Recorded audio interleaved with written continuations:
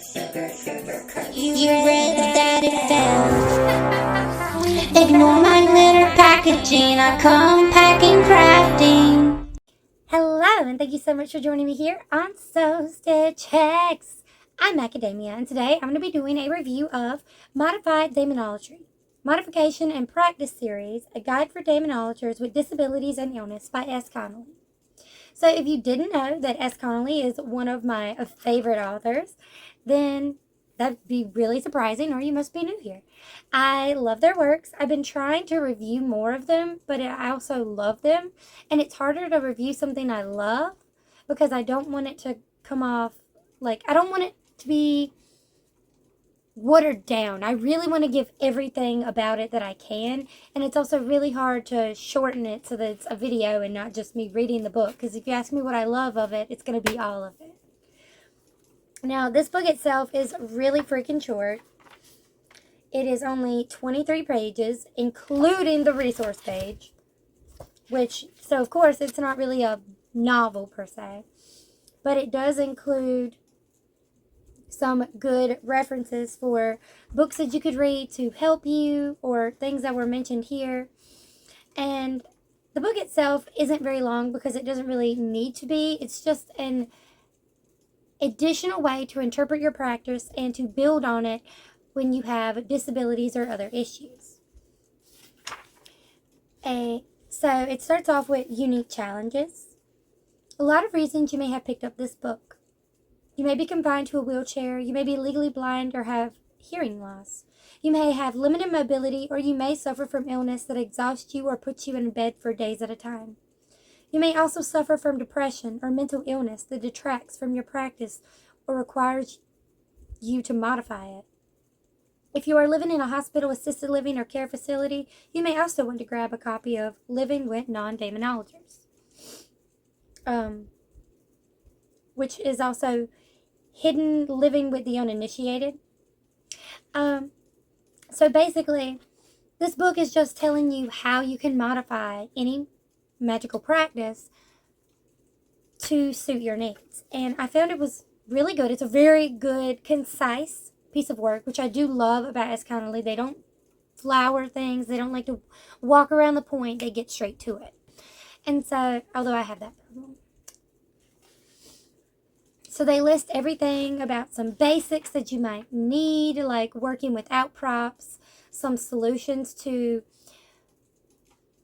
substitute or saying, because props are not necessary in most magical practices. They are very much appreciated, and they do assist you and help you, and they do provide a more deeper spiritual connection, but you don't have to have them.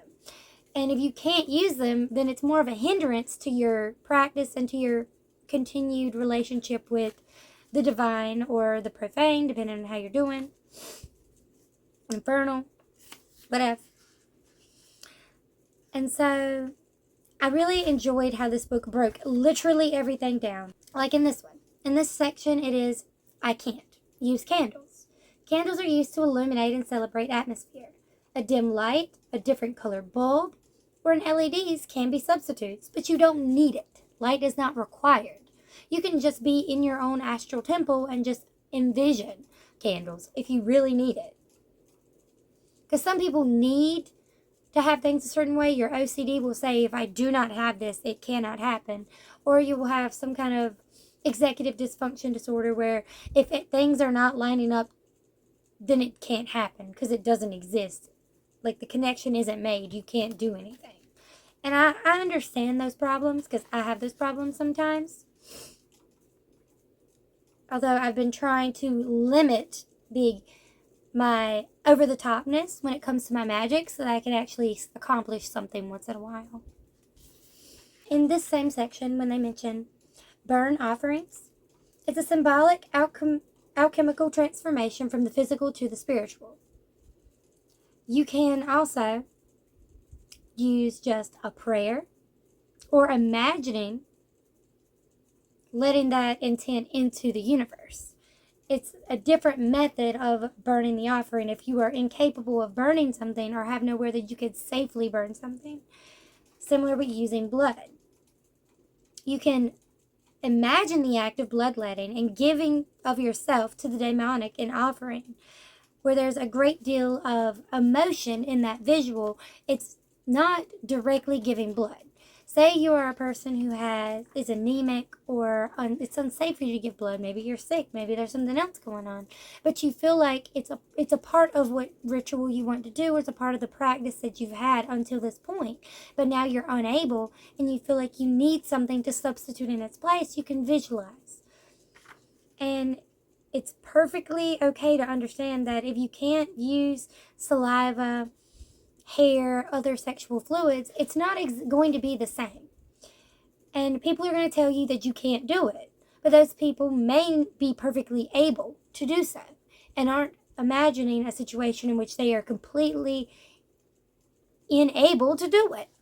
And so you have to work around what a more ableist idea of magic is telling you you can and can't do. One of my favorite parts in here was this statement, because this will be if you were listening to this in an audio format or being read the book. I am blind and listening to this on my Kindle, or someone is reading it to me.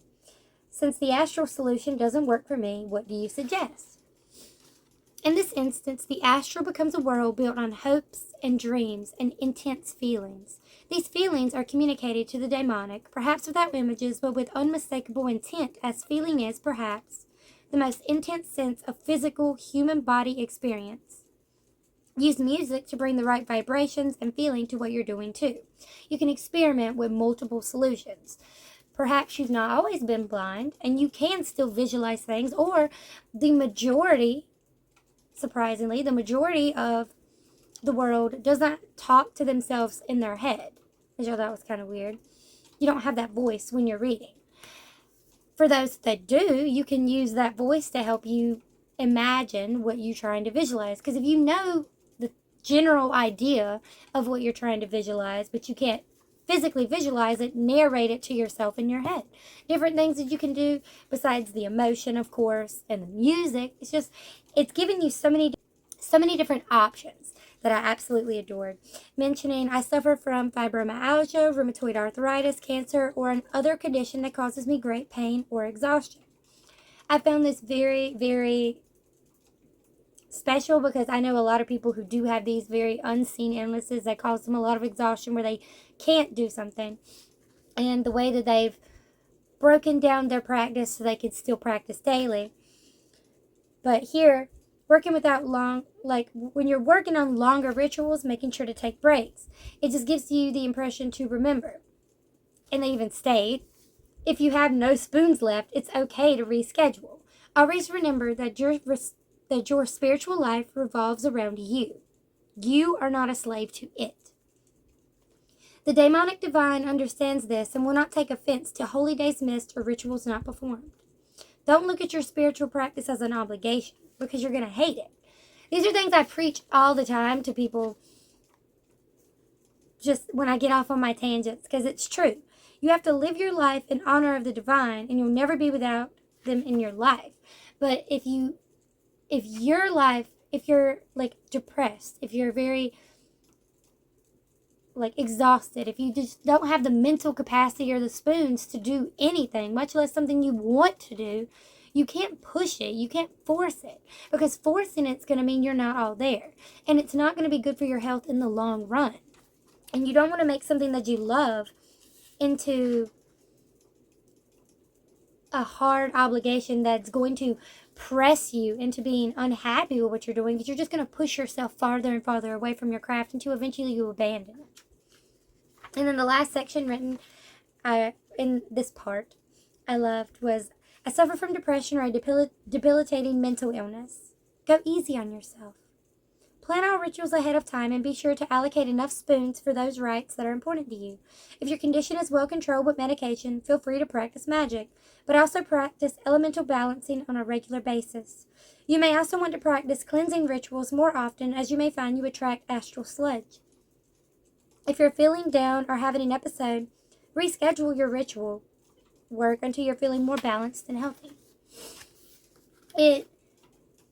this is another reason why I love S.Connolly, is because they will recognize that it's okay to have these problems and that you should set your mental health or physical health above your practice, above these other worldly things that go on. You have real shit going on with you and your body.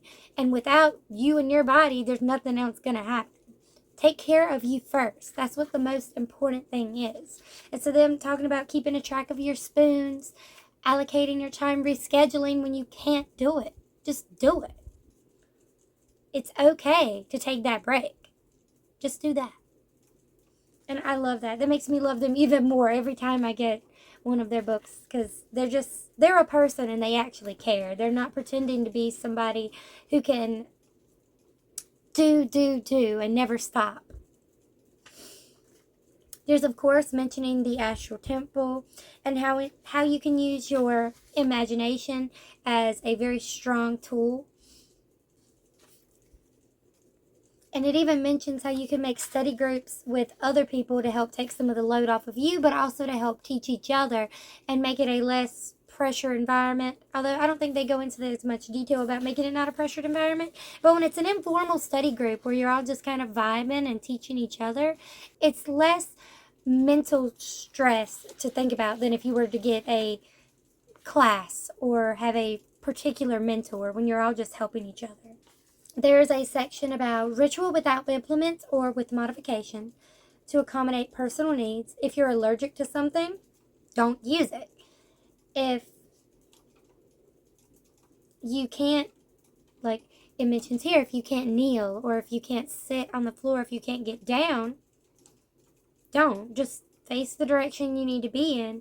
Do what you can. If you aren't able to set up some elaborate system, just do something basic. An altar could be as simple as like a end table or a TV stand with a bowl of water. Maybe a photograph. Some little things. You don't have to make it a big issue. Same thing with prayer. Prayer isn't simply a means to get stuff. It's also not synonymous with groveling. A daily practice usually includes daily prayer, offerings, and devotions. That's just a very basic and simple way to continue your craft and continue your practice without doing too much.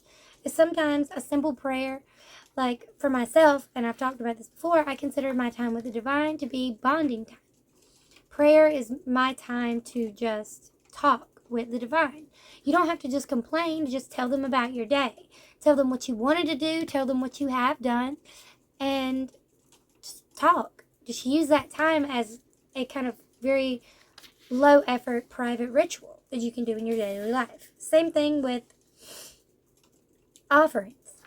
Offerings don't have to be something extremely over the top and elaborate every time. You don't have to make a grand meal and make a plate. It could just be, it takes extra effort for you to grow certain plants. Maybe there's certain plants that are sacred to you when you think of the divine that you work with, and you take the time as an offering to take care of the plant that you have for them.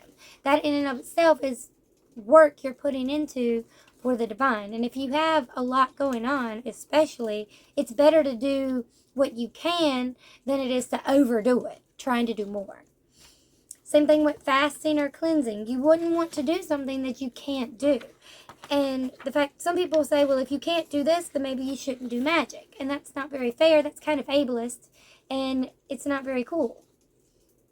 The most important thing in magic is the intent. And people will argue, like, of course, if you want to make a lemon pound cake and all you have is apples, no, you're not going to get a lemon pound cake. But still make a pound cake in the shape of a lemon if you really wanted to. It would still technically be a lemon pound cake. And if you are working with what you have and you're doing the best you can, the intent is still there.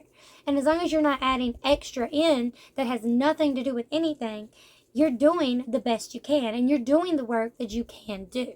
That's basically the essentials of this short book. It goes into a lot more detail in its short 23 pages of things that you can do to modify your practice, to make it your own when you have a disability or you have an illness that's making it harder for you to do things normally, like neurotypical, perfectly abled people can do.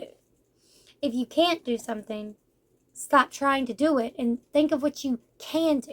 Push yourself to do things that you can comfortably manage with your condition or with your current state, because that will change day to day. You can get better, you can get worse, but never push yourself to do more than you're able to do at any time. And so I highly recommend this book, even if it's not something you think you need right now. If you are a practitioner, this is a good book to have in your arsenal. Even if you could just sit around and think of all these things, it's nice to have a little reference to remind you of ideas that you might not have thought of, or to give as a reference to somebody who's still thinking that they are not allowed to do their work because of their condition or because of certain medical problems that they're currently facing. Sometimes you need that extra push to understand it's okay to do things differently. We don't all have to do the same, and we don't have to do the most, and that's okay. Alright, if you guys would like another video about low effort witchcraft, I will link that down below. And if you would like this book, I will link it down below. Please let me know what you thought of my little ramble about this adorable little book by one of my favorite authors. And please leave a comment, like, subscribe. Please feel free to get this book and let me know what you think of it down below. Or if you would like this book, let me know why you want it, if it's for the same reasons as I have, or whatever. Let me know down below. All right. Thank you so much for watching. Have a wicked evening. Bye.